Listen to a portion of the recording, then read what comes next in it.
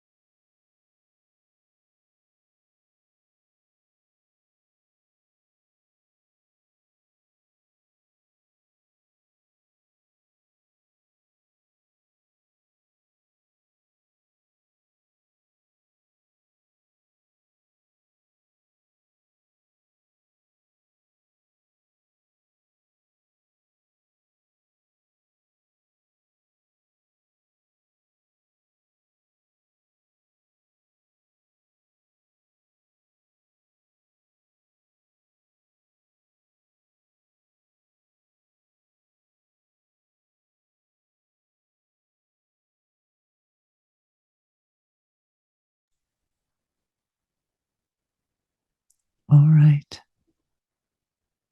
Let's take a minute before opening the eyes.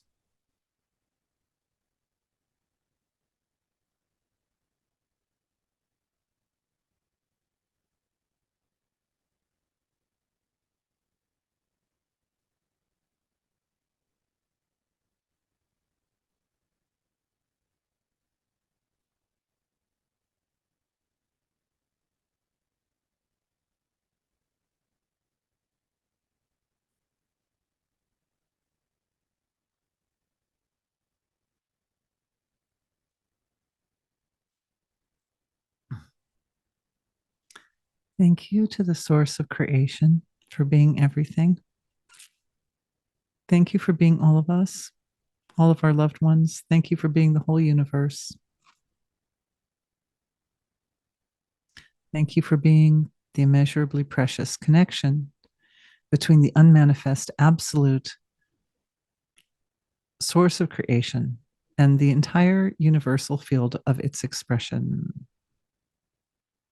Thank you for being this live webinar for our time together. May we use the time in the most powerful, meaningful, valuable, efficient manner. And thank you to all of you for giving me the opportunity to be the voice of our group and to go on this journey of exploration into the field of karma with me today. It's really so rich and there's so much to explore here. And it's especially wonderful and meaningful for me to be with you as we explore together, because we all shine our light into the process of exploration and everyone's light counts, even though mine's the only face that's talking. I'm the only one actually in front of the camera here, but we're all contributing. And it does mean something to me. And I see more when I'm with you. So thank you. All right. I am so ready. Okay. So brief review of yesterday. Again, title Exploring Six Explorations for Successfully Navigating Karma. I actually started yesterday's session. Yesterday's session was almost all answering questions, by the way, because just so many good questions came in, and more even from yesterday that I still haven't answered yet. So looking forward to that. So today we'll still be continuing to answer questions, but there was a brief review of previous webinars on the topic of karma, and essentially looking at karma through the lens of Vedic science, really, and the development of consciousness, as opposed to other traditions, and thinking about karma in terms of it being action. And that yesterday I talked about good karma and bad karma. And so karma is action, and sometimes actions are good actions and sometimes not so good actions. But on a deeper dive in my own mind, I realized I could have actually defined that a little bit better for you guys. So I'd like to make an amendment to yesterday's session, because I kind of just glazed over that, and go into just a little bit more detail. The point is that the idea of karmic action is action that accrues a response from the environment that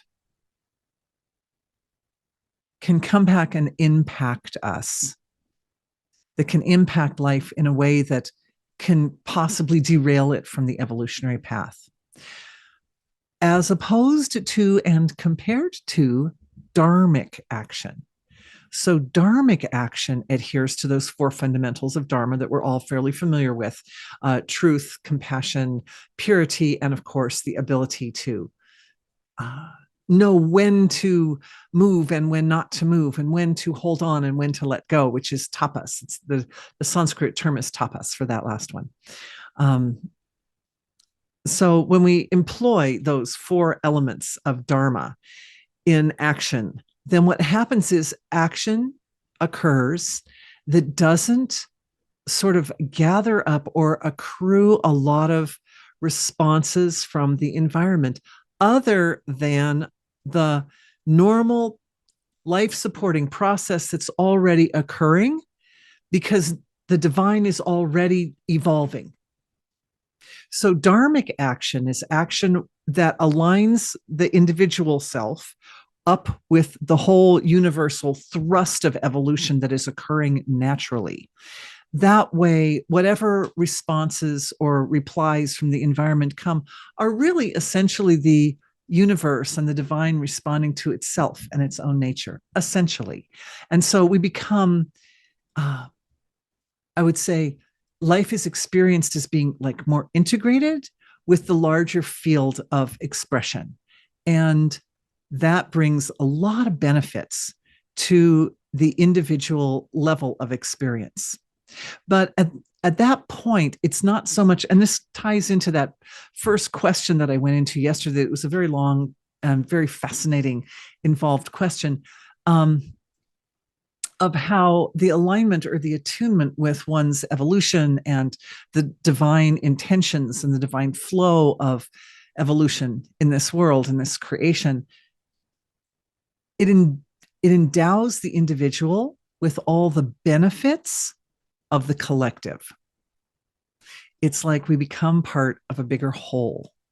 In fact, we are part of a bigger whole, and we're all part of the bigger whole. But for some, at some moments in the life, being part of that bigger wholeness is really obvious, and it's really like at the forefront of experience. And at other times in the life, it's not. One feels more separated and more isolated and so forth. So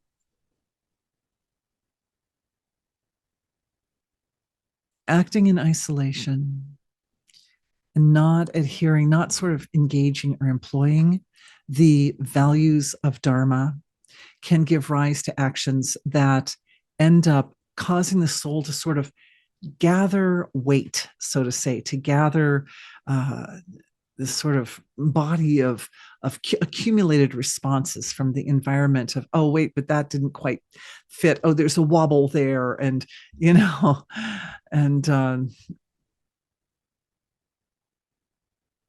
how the universe talks to us and how the collective level of ourself and our own nature, which is the universe, responds and interacts with the individual self, and the universal interaction with the individual self, with karma being sort of like the liaison, right? Is always there to guide the individual choices, decisions, and actions back into alignment with universal flow of evolution. You could say the will of God, divine intention, cosmic intention. It's not always the easiest path, but it is by far the most richly rewarding path that ultimately does lead to fulfillment on all levels. Okay. So I think that's a pretty good summary of yesterday's session. I mean, for me, one of the big moments over the last few weeks was realizing that karma is the way we ride into or we engage in a discourse between our individuality and universality in a form that allows the individual to gracefully and in a dignified manner realign actions, behaviors, choices, decisions with the highest, with one's highest and full potential, essentially.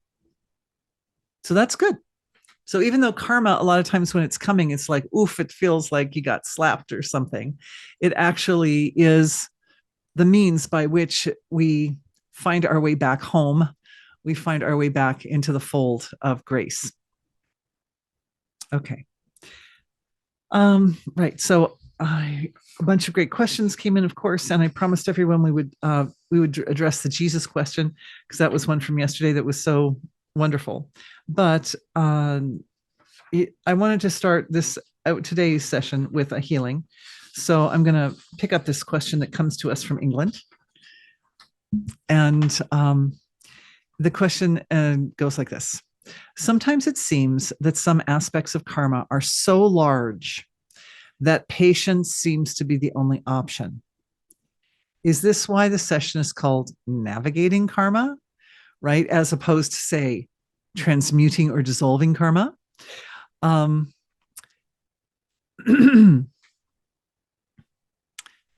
So just to answer that first part of the question, this also does reference back a little bit to yesterday, that there are different intensities of karma and different sizes of karma. So one of the things we talked about yesterday is how an action will emanate out from the individual, and then it bounces off of all the parts and particles of creation, and then it reflects back. And the further out it goes, the more parts of creation it bounces off of. So the older the karma is, the more it comes back to us from multiple angles simultaneously. I mean, I'm sure we've all had experiences of some kind of karma coming, or some kind of experience coming, where it feels as if the universe had to pull a lot of strings to make a particular experience show up in our reality the way it does, right? Like lots of little timing issues, and just being at the right place in the right time, and many people being at the right place at the right time, and many different circumstances sort of lining up just so that you end up in a particular situation that you wouldn't otherwise, that ends up unfolding a big lesson. So those types of unfolding of big lessons come when the old action that gave rise to that effect, it's old enough that it was able to like return from multiple points in the universe simultaneously, that all kind of converge nicely and sort of fit together like puzzle pieces to give rise to a particular experience. Okay. Yeah, so some karmas are bigger than others. And of course, some are based on deeper violations of natural law than others, right? For the most part. And that's something I'm going to talk about when we get into the Jesus question. So we'll save that. Okay. Is it, coming back to this question, is it simply how we can best get through the karma rather than having the skill to actually affect change or be able to satisfy the karma through energy work? No, I definitely feel that energy healing gives us the tools to dig in, to drill in to the seeds of karma and actually transmute that karma. And I think that question came up here too. Here it's asked again from a slightly different angle, which is I noticed that I'm very connected to source, or when I am very connected to source, negative karma recedes and seems to dissipate. However, if I drift back up to the individual or human level, the karma returns. I can hold it at bay. So absolutely, we can hide from our karma by diving awareness deep down into the fine fabric of consciousness and sitting at a level deeper than the level where the karma is showing up. And that's an old principle which I've referenced in other webinars as well, that the metaphor is the man who owes a big debt, but he's very poor. So for him, $1,000 is way too much, can't pay it. So when the debt collector comes, he sits in samadhi in his house, and the debt collector knocks on the door and thinks, nobody's home. I'll come back later. And then as the individual evolves, sitting in samadhi and evolving himself, he gains a greater status and greater financial means. And later on down the road, when he becomes a millionaire, the debt collector comes knocking on the door and his secretary just pays. And it's nothing, right? $1,000 is nothing at that point. And that is the way it works through the evolutionary process, because we've set ourselves on this path of evolution. Everything is rising up. All values in the relative are better and better reflecting the higher levels of consciousness that are being integrated and developed and refined within ourselves. And as a result, the capacity to deal with debts is greater and greater.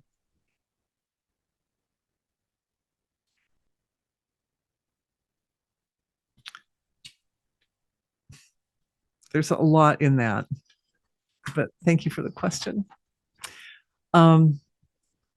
So I thought There was another question though that was specifically like, how do we actually dig in and make that happen? But I'm not seeing it here. So maybe we'll come to it later. But it would be good to have some explanation of, actually digging into the karma and digging into the seed of karma. And I think I did go into that in much finer detail in the previous webinar on karma, which during last night's webinar, Tom just uploaded that webinar set to YouTube. Is that correct? And you made it public. Yeah. Yeah. So you can just go to YouTube and there's a lot of detail in that particular webinar about dismantling the seeds of karma and what they look like under the microscope as you're dismantling them and navigating that dismantling process. But essentially, the seeds of karma are born of basically desires that are linked to or connected to ideas of achievement in the relative material field of creation, but for whatever reason, the time isn't quite right, or the situation isn't completely appropriate. Yesterday, we used the example of an addict who feels completely comfortable in the process of stealing from others in order to get the resources to feed the addiction. So it's not a matter of just positioning yourself to the action that you're taking, because the addict certainly positions himself to not feel guilt or shame or embarrassment, just like that's just the way it is, right? That's what he needs to do to feed the addiction. But on a cosmic level, at the level of cosmic self, whole self, there is a violation that is occurring there, because that's also myself. My neighbor is also myself. My friend is also myself. So my family member is also myself. So that it's not a matter of just saying, well, I believe that it's okay. You can justify anything, you guys. A person can use logic and reason to literally justify anything. And just because it's justifiable through logic and reason does not make it right. It doesn't make it right. The rightness of an action is based on the integration of those principles of Dharma and the degree and the richness by which the action aligns with and adheres to the cosmic intentions for evolution in any given moment. And as you know, from one moment to the next, the laws of nature change. So the action that's right in one moment may not be right in the next moment.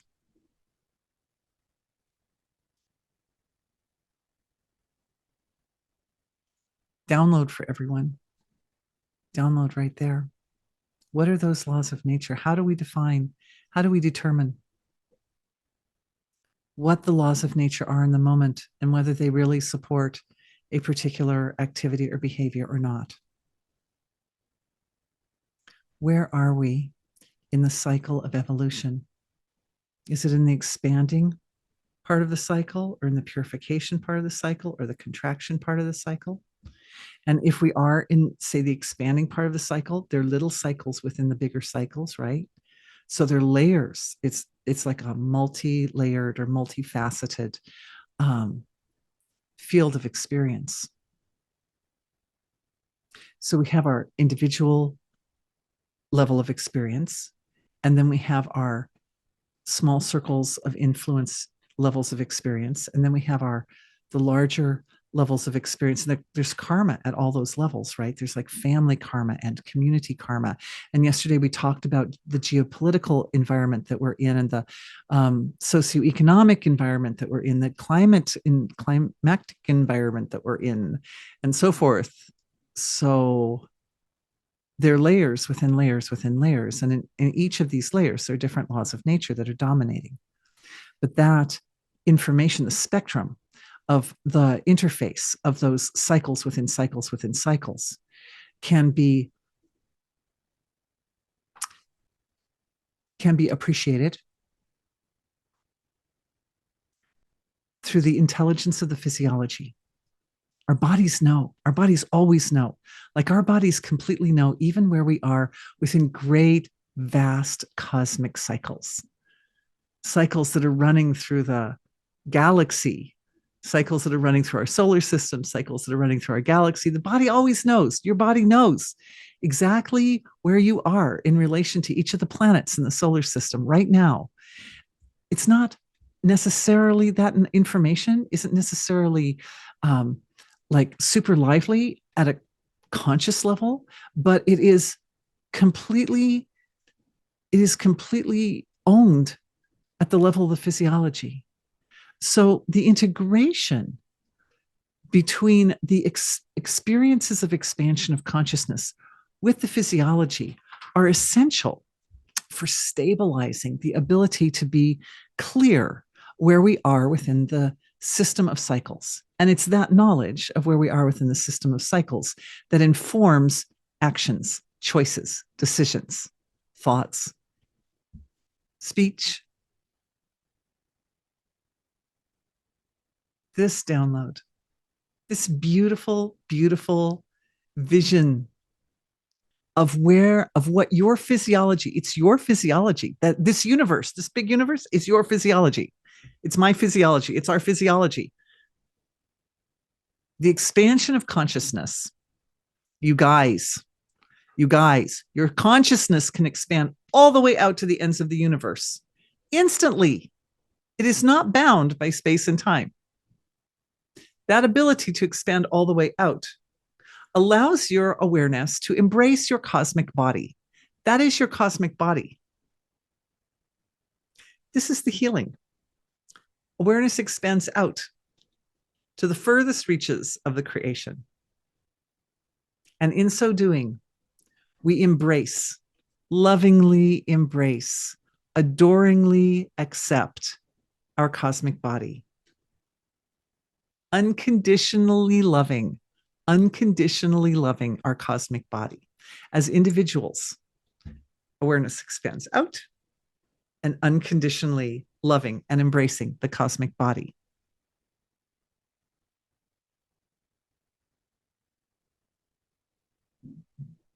It is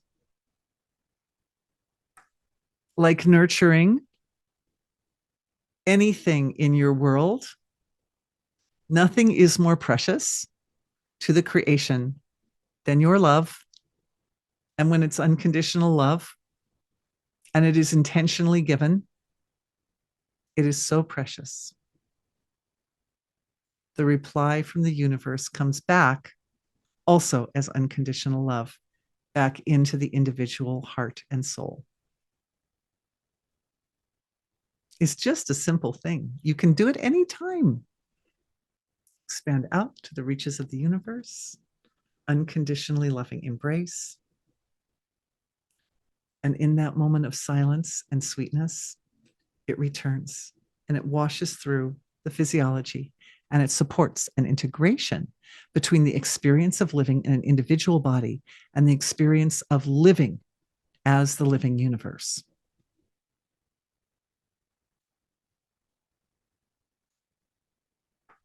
That integration occurs within the field of awareness because it's the awareness that did it.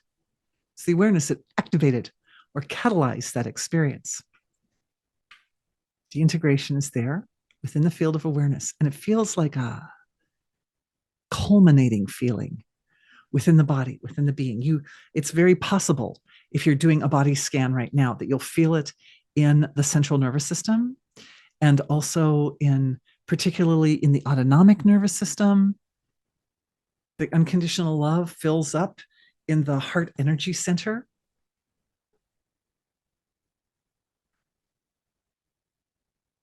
Comes up into the throat area because it's like the unconditional love is like the catalyst that activates the transformation or the movements of consciousness. And of course, we affect our world from here, right? This is the energy that reaches out and touches the world. Or verbally.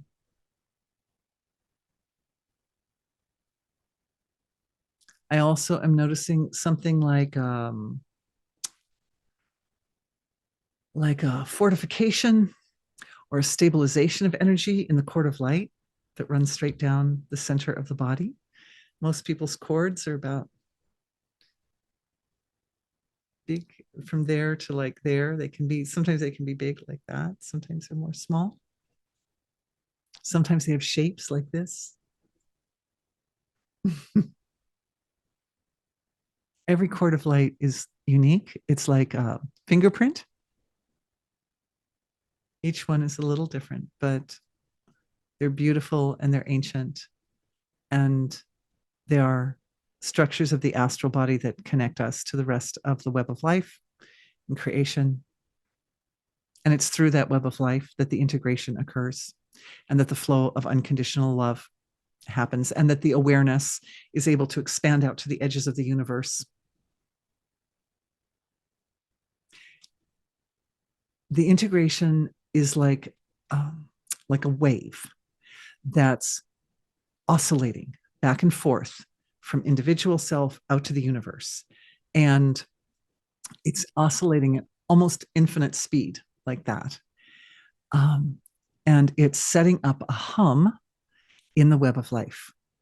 And the hum in the web of life is like a pitch or a frequency, like a sound. And with all of us together, it's like a kind of symphonic sound because each cord of light is a little bit different shape. So it's like each instrument is a slightly different resonating chamber. But that frequency informs the creation that we are here integrating. We are in integrating mode between individuality and universality. And what's happened, oh, it's so beautiful. It's so beautiful. It's so beautiful. It's so beautiful. So the universe is full of these pockets that are like archives of places of deep wisdom and knowledge and resource. And what I'm seeing is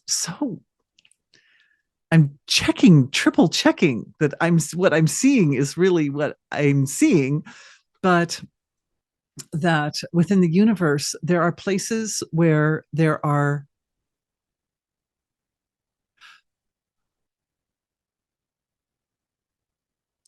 structures of the finest materials that are supremely orderly. Okay, so think crystals, right? Supremely orderly. And that means that the structure at the finest level is the same shape as the structure at the grosser level, like a fractal, right?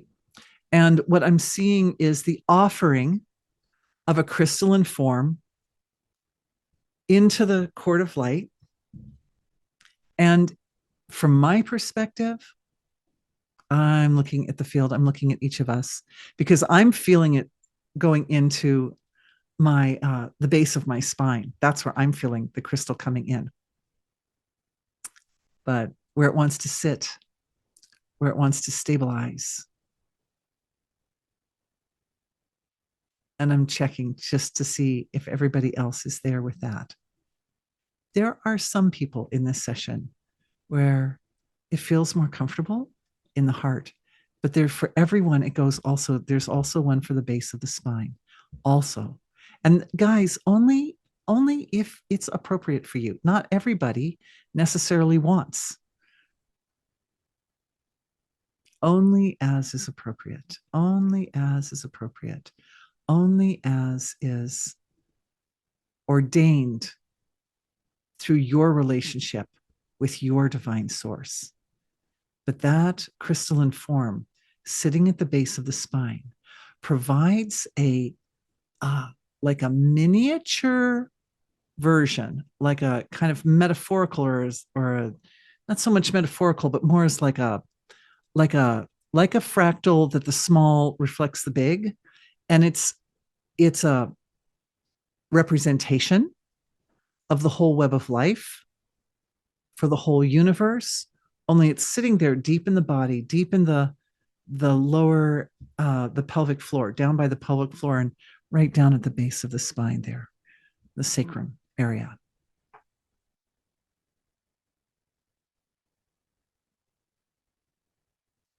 It's a form of purity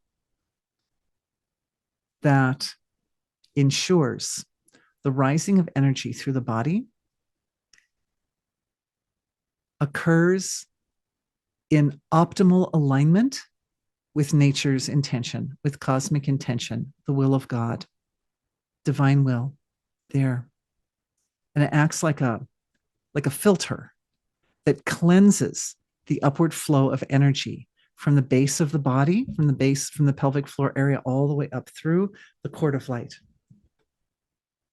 And as it bursts out through the top of the head, through the crown of the head, that oscillation between the universal and individual level of self is fed and nourished in a way that is profound.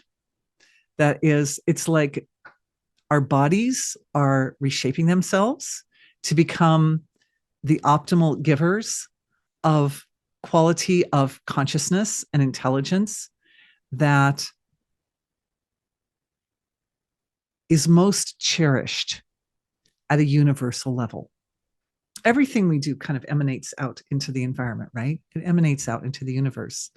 But when the energetic structure of the body reshapes itself, as it's doing at this point in the healing process, so that everything that emanates through the individual self out to the universe comes through this filter that purifies and cleanses, but it also aligns those impulses with the needs of the universal self, with the highest level of self.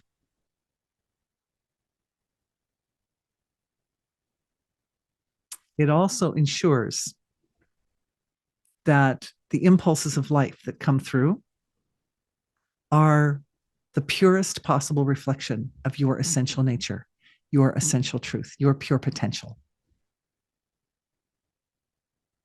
And then there's this oscillation back and forth. And it's just bliss. It's just bliss. The oscillation goes back and forth. And the universe is like, it's like coming across a field of beautiful flowers on a hike in the forest, and the forest is beautiful, but then you come across this part, it's like, oh wow, but these flowers, like, check it out.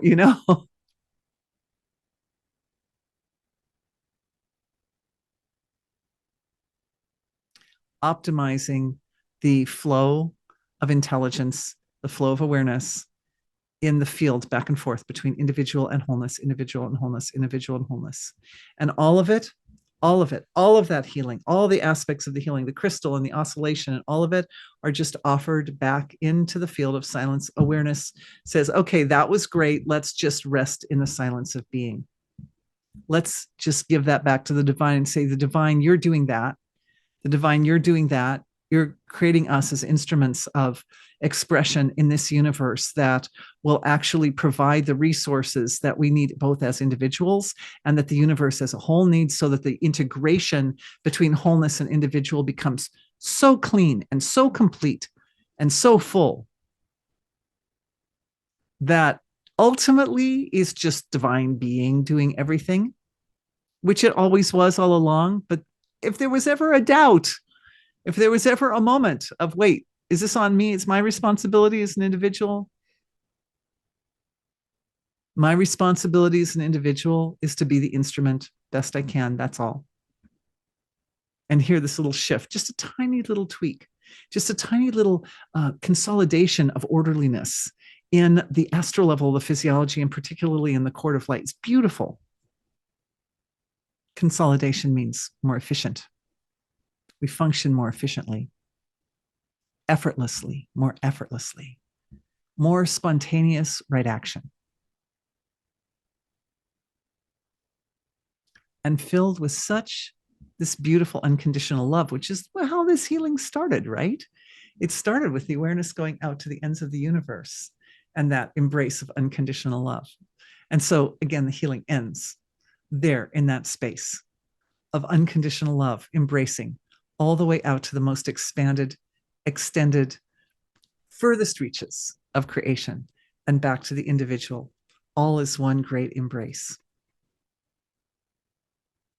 Oh my goodness, you're so beautiful. Oh my goodness. Oh my goodness. Oh my goodness. I'm just watching it moving through our collective. And that includes everybody who's here in lifetime. That includes everybody who watches in the future. Absolutely beautiful. Thank you.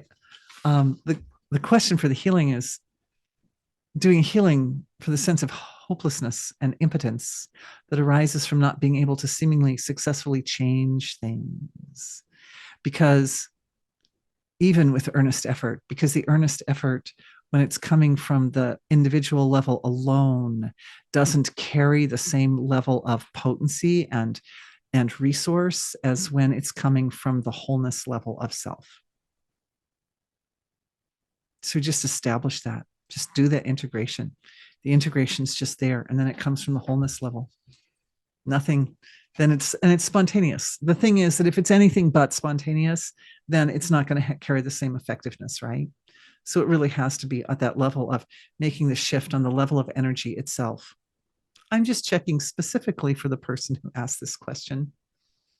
Just making sure that the cord of light and the whole apparatus has been sufficiently bathed in the ocean of wholeness, infinite, unbounded wholeness right there, and the energy of totality washing and embracing the whole thing, so that effortlessly, and this for everybody, because the person who asks the question gets to stand on the carpet and be the example person, but as I'm checking for him, I'm checking for all of us, just an extra double check to make sure that the integration is itself integrating.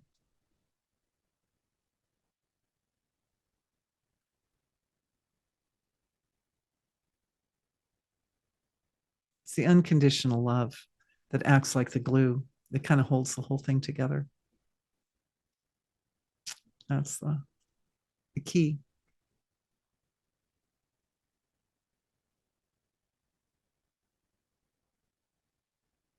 And on the topic of love, this is a good time to go into the Jesus question, yes? All right.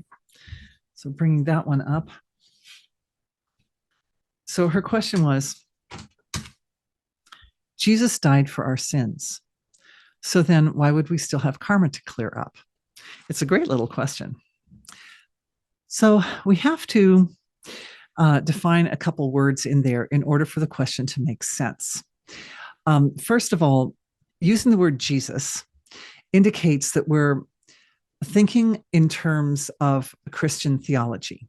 Now, I'm not, I'm not trained or ordained or anything like that, but what I understand is that from the Christian perspective, Jesus came to the earth and led a life of purity. So what happened, if we just look historically at what happened before Jesus's arrival on earth, was that there was no one on earth or who had lived on earth who had not sinned. Everybody sinned. And of course, the Christian term sin is related to the idea of performing action that is karmic, right? Action that has some positive effects in the environment and some non-positive effects in the environment. And so ultimately there will be returns on those actions, right? And from the Christian perspective, sin can be a big sin, like violating one of the 10 commandments or the cardinal sins, but it could also be like a little tiny sin too, all the way down to small sins, like just, well, for example, being not having a thought about someone else or even yourself that isn't kind or flattering, or having a thought about yourself or someone else that is too flattering, right? Because you can see how in the Christian paradigm, it's like the sins can come down to very, very small sins that are just hair splitting. And so the idea in Catholicism is you can't avoid sinning. You will always sin. And so what you do is you go to confession, and by confessing the sins in the setting of the church and before a person who is a professional who's ordained to to represent the divine forgiveness, that it's possible to at least be forgiven for the sins. The idea in Christianity is that one is reborn in Christ, and that by being reborn in Christ, one essentially rides on the coattails of Christ's perfect sinless life to enter heaven. That prior to the life of Christ, like the life of Christ on earth was like a turning point, considered a great turning point, at least for people in the Western world, that it was like he won the game. He beat the odds. He passed the test. He came and lived an entire life on earth from beginning to end without incurring a single sin. And so that's something no one had done previously. And so it was a big deal. And up to that point, because of even one small sin, say someone came and they lived 99% of their life sinlessly and in purity, but they still, that 1% or 0.5%, they had some little thought that came up at the wrong time in the wrong place or something. And so what it does is, when a person accepts Christ into their heart and dedicates their life to living a Christ-like life, then they can still gain entrance into heaven because Christ did it. So Christ died for our sins, which means he went through his whole life without sinning. And he forged a path for humanity to also gain entrance into heaven, which supposedly wasn't happening before that. Even a single small sin in a lifetime was enough to lose you entrance into heaven. And so by aligning one's life individually with the life of the sinless one, then it's as if all the good actions and all the right actions and the heartfelt dedication and the desire to do right becomes sufficient in the light of Christ's action to gain entrance into heaven. So it's more, in the Christian perspective, this idea that Christ died for our sins is more about the journey of the soul after death than it is so much about the journey of the soul in the life, in the human life. Because according to Christianity, it's not really possible for a human being, born of original sin, right, to be able to go through an entire human lifetime without incurring sin. And of course, that idea of incurring sin is the same as the idea of accruing karma. And the principle here is that in Christianity, what alleviates the karma is the alignment of the individual heart with the soul and the lifetime of Jesus Christ, that Jesus becomes your savior. And so by accepting Jesus Christ into your heart, then you have, aligned yourself with his perfection, and that his perfection alone allows for the dissolution of sin. From the perspective of energy healing,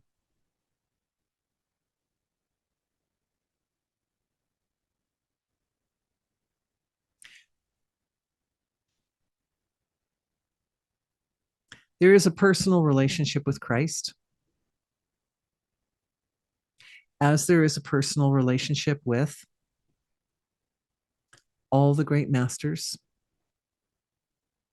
who've ever taken a life on this earth. And I'm not going into any judgments about if some masters were greater than others or any of them became enlightened or anything like that. Just enough to say that Christ is no longer in the body, nor are many of the other great saviors and saints and masters who came to the earth. So these packages of divine expression, we could call Christ a perfect package of divine expression, the purest, the purest package of divine expression, still exists at the most fundamental, foundational levels of consciousness. And because our awareness has the ability, awareness is a great thing, you guys. Awareness can go anywhere. It's completely unbound by space and time. Yes, if your awareness can go out and embrace the whole universe, your awareness can go into the deepest regions and reaches of the subtle fields of its own nature, the subtle ocean of consciousness, and can go all the way into the source of consciousness itself, the source of everything, the unmanifest, eternal, qualityless, absolute field of pure being. It can embrace God. There is no limit. There is no limit. So our awareness can move into such deep levels of its own nature, because that's what the ocean of pure being is. It's an ocean of pure consciousness, pure awareness, pure perception, that we reach a level of our own self-expression that is big and contains within it all the souls, all the lives that ever lived, all the being that ever was.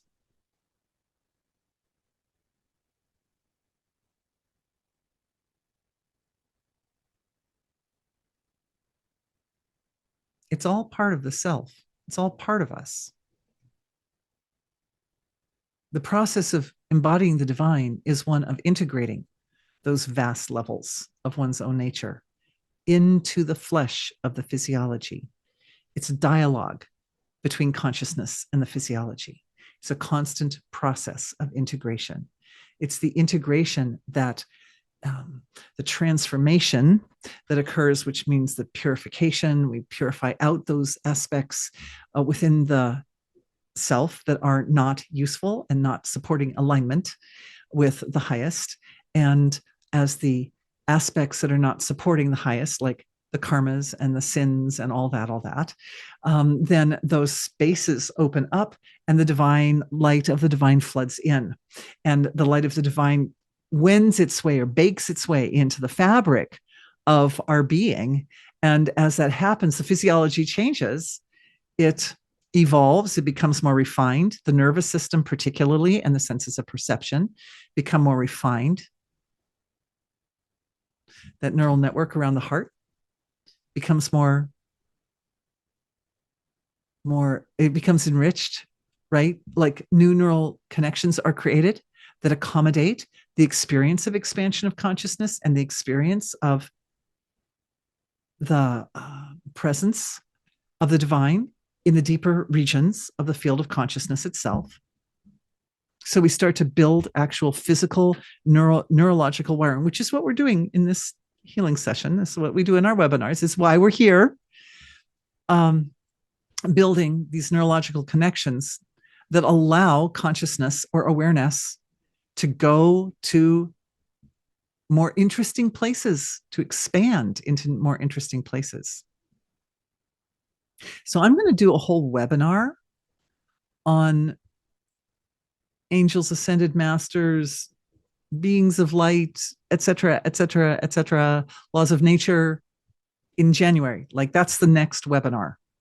So I think we won't go deeply further into it on this one, but just know that that is coming up because there's a lot of great exploration to be done at that level of consciousness. And hopefully you guys, by then, I'm going to take a break, about a month off coming up soon. And hopefully I will get a chance to dig in, to drill into my, my diagram, the one where we can zoom in like under the microscope into deeper levels of consciousness and open up what it looks like at deeper and deeper levels. So I'm looking forward to hopefully having an even more beautiful and luscious and well-developed chart for us to look at for that webinar. Tom, make a note. We have to put aside the time to do that because it's just going to make it so nice for everybody. I love you guys. Here's another, gosh, I hope that there's so much more I feel like we could have said about Jesus, but hopefully we'll be able to go into that even further in like the next and do some more healings for it in the next webinar when we talk about masters and so forth. Okay, so here I've heard that we have helpers. As we take on karmic challenges, both personal and collective, do we gain more helpers if we consciously move to release larger karmas, confirming that we always have support when working through karma? So, absolutely, the process of working through karma involves drilling down into those deepest, most abstract regions of the field of consciousness and engaging or activating, enlivening all the potential that's there. And again, this question sort of harkens over to the next, it's like a liaison, harkening over to the next webinar. But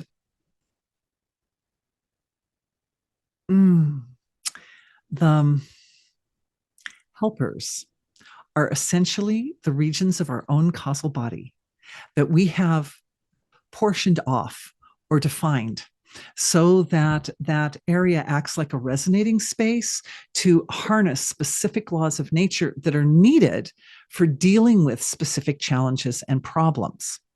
And so we all of us have an infinite bounty of helpers, because the causal body is infinitely big. It's as big as the whole universe, you guys. Your causal body, my causal body is big. It's very abstract. It's not bound by space and time. So we take our awareness, we go out to the ends of the universe. Oh, that's the causal body. The causal body is already out there. We're already there. We're already there.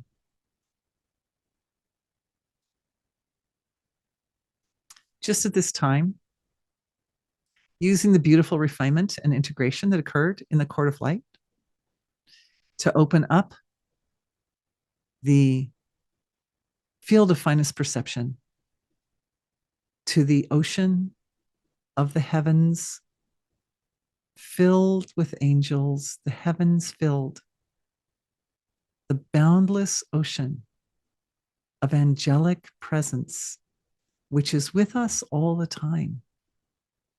We don't just have one helper or two helpers. We are in an ocean of helpers.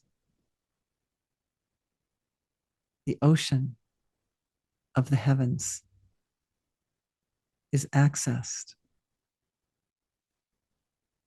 by directing awareness out the crown of the head and seeking to see into the sea of the light of the divine that is represented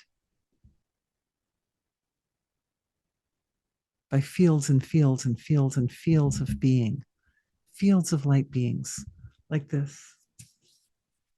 They're just like pouring over each other, pouring over and into each other. It is a big, beautiful ocean of light. And the soul of the center sun is in the middle of it. It gets lighter and lighter and brighter the more you go to the center. And that center is in the center of your causal body. It's found there energetically. And that center represents your pure potential. It's just really beautiful how we are structured at the subtle levels of our being. Anyway, like I said, got to get that diagram up there. But yes, so helpers, yes. Intentionally, especially consciously or intentionally desiring to dig in or drill into the seeds of karma, then what it does is that activates the various areas of the causal body that will have the laws of nature that directly pertain to the dissolving, the dissolution of those seeds, particular seeds of karma. Sometimes I think the Vedic term is that the seeds of karma are incinerated in the fire of knowledge. So impulses of divine knowledge or wisdom, referencing back to the previous webinar, right, on the richas, which are the impulses of intelligence that arise from the source of creation. So those impulses of intelligence that arise from the source of creation, they like they they are better established in some areas of the causal body than others. Like they establish themselves, they resonate better. More the resonance projects better in certain regions of the causal body than others. It's more resonant, right? And so some richas, some impulses of intelligence do better in some areas of the causal body than the others. And so you just think for a minute about, for example, the qualities that we use to define the nature of Christ. Unconditional love, purity, teacher, healer. On the right hand of God, innocent, pure, the Lamb of God. These qualities, they resonate in that aspect of divine nature, of divine being that resides in the causal field, which is part of our causal bodies. Or you could say a facet of our causal bodies, all of us. Okay, helpers. We always have support. You always have support. You always have support. And especially when you're going after it consciously, the universe knows that. And the universe applauds that intention because it's not always easy. I just am opening my question and answer box because we still have some time and we've got some questions coming up here in the question answer. Yesterday, I mentioned not having good boundaries as adults because good boundaries weren't defined by adults when we were kids. Right. So I did a little bit of referencing for trauma, because there's there's definitely a karmic element to experiencing trauma, right? And so this lady says she suspects she has this pattern of sort of oversharing herself, like not, in a sense, not respecting her own personal boundaries, right? She had a dream last night that she accidentally filmed herself without any clothes on and woke up this morning in a panic and was afraid that she'd accidentally filmed herself with no clothes on and uploaded it to the internet. Oh, my dear. And she took it as a sign to private all of her videos. You might not need to private all of your videos. And anyway, you certainly didn't film yourself naked. So thank goodness for that, right? But as I read that, my heart goes out to all the women who have and do. There's a whole industry out there. It was a dream, guidance, or just subconscious working out fears.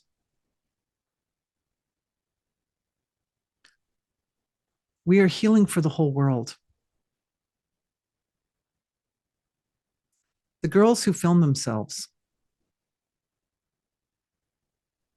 are doing so because the money that they can get from that process, or that their handlers can get from that process, is like low-hanging fruit. It plays on the addictions of men or others. But it is necessary to be insensitive to the effects, the karmic effects of that action, in order to be able to justify doing it. Any girl who does that, I'm not saying you did it, but the field has to change because they don't even realize that they're destroying their lives. They become a point of reference for addictive behavior. And it has a deeply damaging effect on their physiologies. And so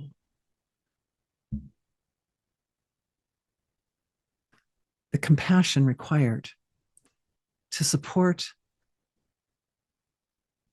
the awakening of awareness to the long-term ramifications of that action on the subtle levels of the physiology, on the energy field of the physiology, there, that is waking up in the collective consciousness.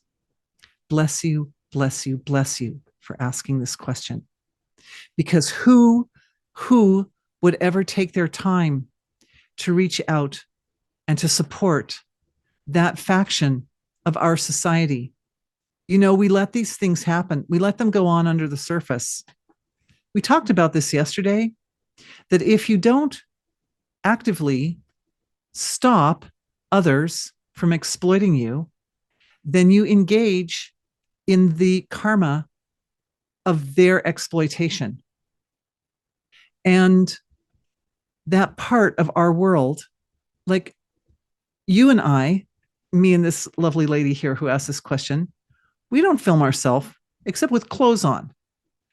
But those individuals who take their clothes off are also part of the self. And their actions are an expression of the parts of us that aren't honoring our boundaries.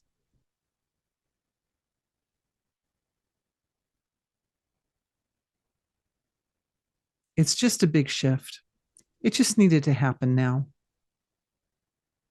This was the right time. Your question was perfect.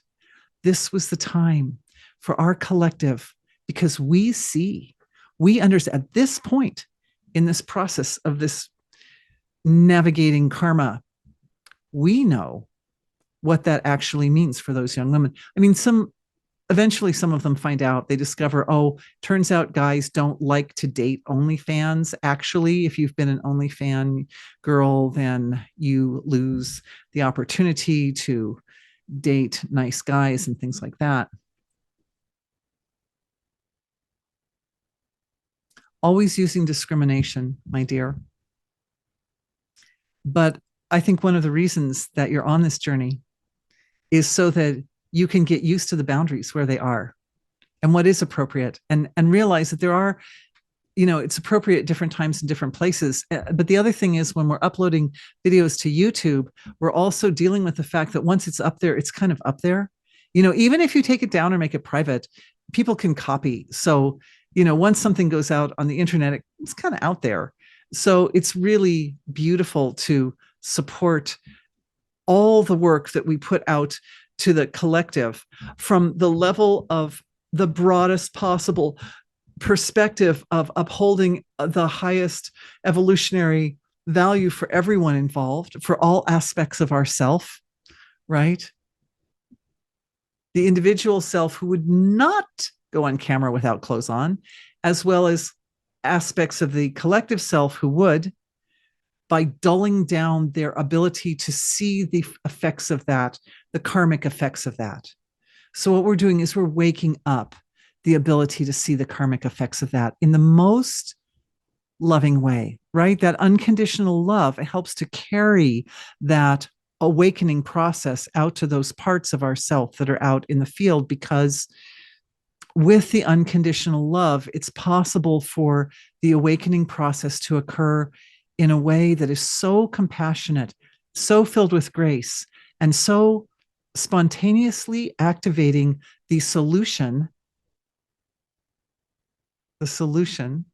the change of behavior that helps put those lives back on a course that is more aligned with cosmic evolution and dignity and appropriateness and modesty.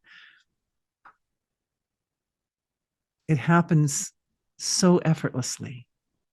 It happens through the uncompromisingly fluid qualities of awareness, just so softly bringing them back to the lap of Mother with the tenderest love.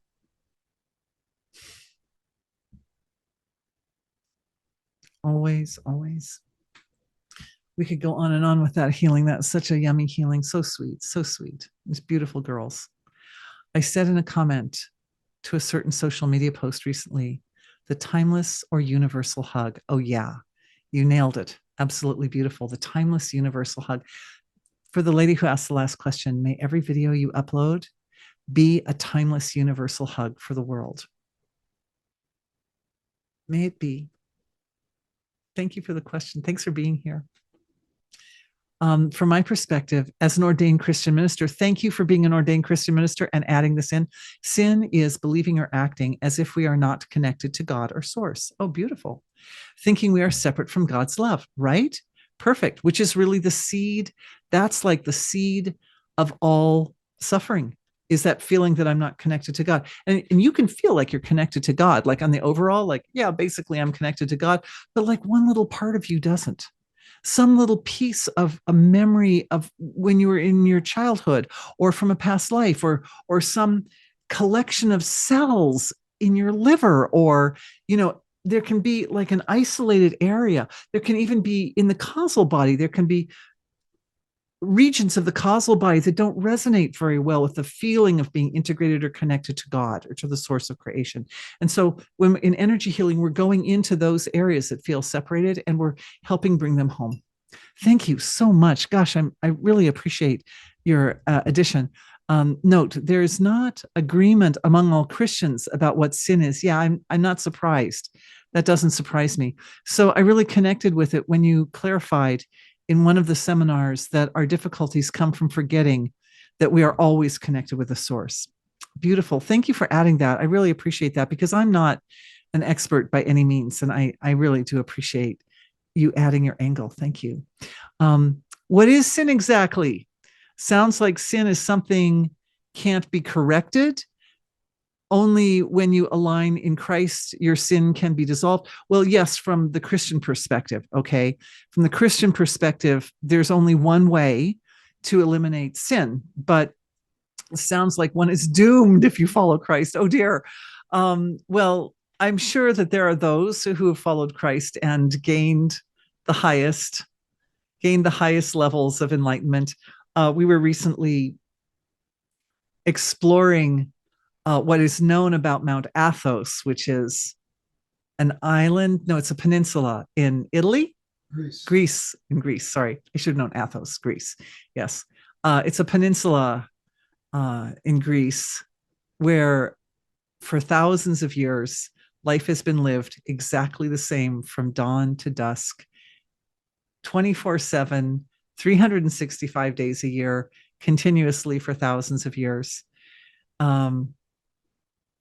Where the individuals just live their lives only in the very purest way, only men. Anyway, what is sin exactly?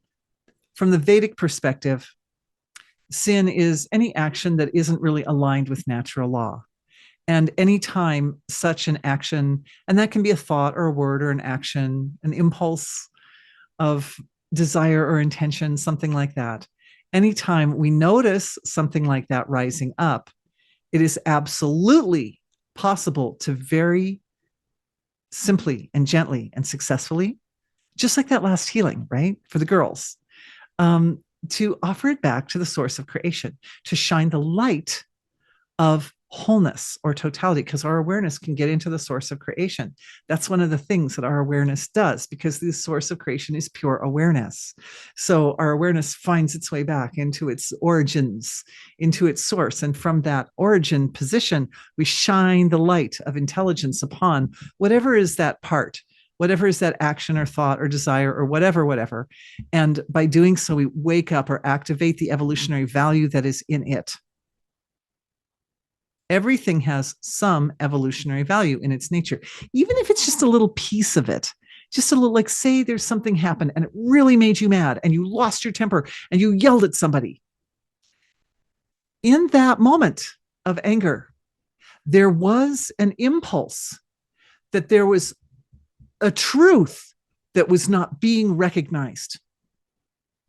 It's the nature of anger to rise up when the truth is not fully recognized. That's what anger does. It's a really big, strong, powerful, explosive, fiery energy that is capable of stripping away the camouflage and illusions and all the superficial layers of this world that stop the truth from coming forward. We're still doing that healing for those girls. Can you feel that? That's the anger moving in to help support their awakening. Still. It's such a big love, you guys. These are us. This is us supporting a big healing. Hopefully to help everybody on earth who suffers with addictions of various kinds, because addictions essentially originate with the individual consciously accepting a form that feels separate from the divine, consciously accepting it, saying to that form that feels, or that part of self that feels separate. And usually it's at a very subtle level. It's an energy form of self that feels separate from the divine, rather than saying, oh, you feel separate from the divine, let's bring you home. Because that's energy healing, right? You find some part that feels separate and you bring it home. And this is how sins are resolved or dissolved back in the ocean of God's unconditional love and bliss, but in energy healing. But instead, taking a different approach, these are addictions, is that you see that form that feels separate and you say, instead of helping you home where you can be completely fulfilled and completely resolved, I'm going to make a little spot for you in my house. Come on in. Let's set you up here in the corner, and I'm going to protect you and feed you and give myself over to you and let you have your way with me. That's an addiction. It's a different way of dealing with the darker expressions of nature.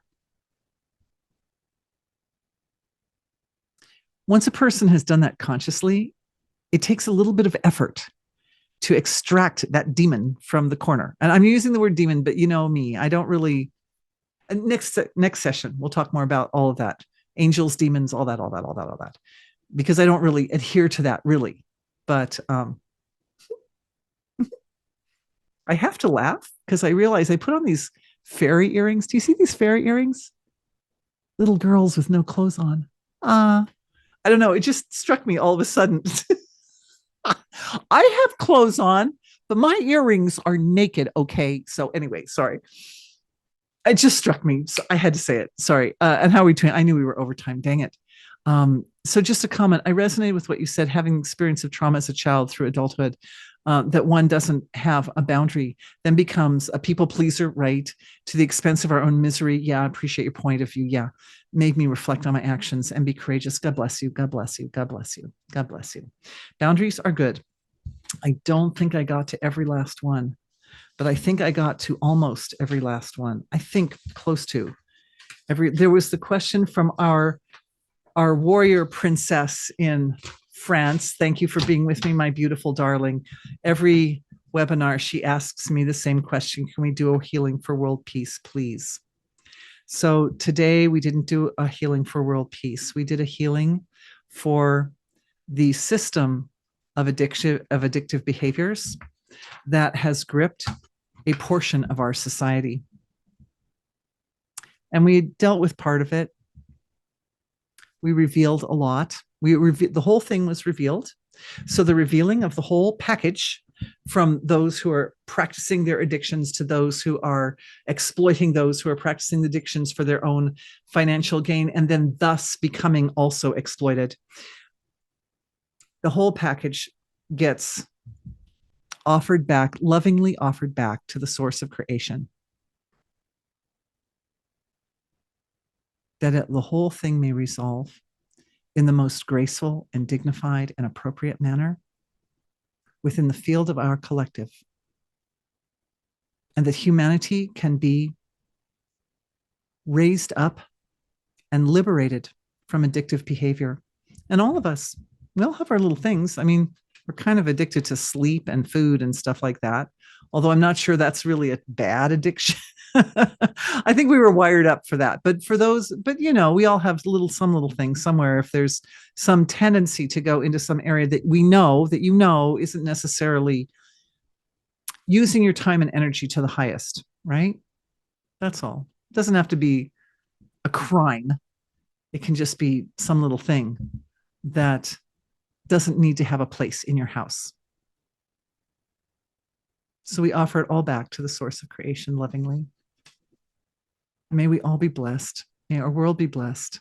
And may those who suffer from addictions be liberated from the relationship that they have created with the addictive energies.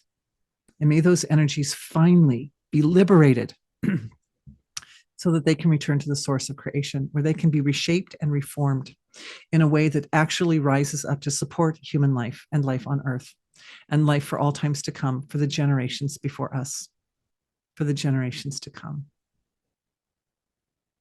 Thank you all so much for being with me today. It was powerful and beautiful. And I'm really looking forward to our next webinar too. And it'll be like what, 5-6 weeks down the road, because I'm going to take a big break over the holidays and travel to see my family. So I love you guys, and I'm grateful that we could be here together. Thank you. Thank you, everyone. We'll see workshop people next week, and then we'll see everybody else in the middle of January. Thank you. Have a beautiful holiday, beautiful Christmas vacation. How nice that we talked about Christ, isn't it? And during the Christmas season. Much love to everyone. Bye-bye.